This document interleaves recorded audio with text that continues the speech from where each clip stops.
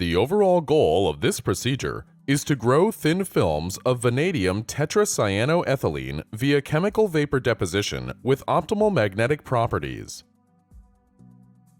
This is accomplished by first synthesizing the tetraethylammonium hexacarbonyl vanadate precursor. The second step is to synthesize vanadium hexacarbonyl from tetraethylammonium hexacarbonyl vanadate. Next, the chemical vapor deposition reactor is assembled. The final step is to deposit films of vanadium tetracyanoethylene via chemical vapor deposition from the tetracyanoethylene and vanadium hexacarbonyl. Ultimately, ferromagnetic resonance is used to show a spectrum with a single resonance feature with full width at half maximum line width of less than 2 Gauss.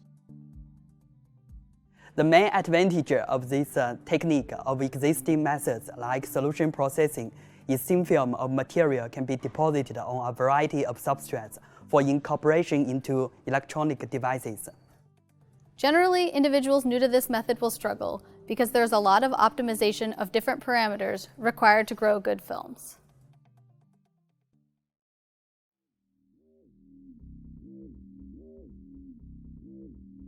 Prior to starting this procedure, prepare the tetraethylammonium hexacarbonyl vanadate precursor as described in the text protocol.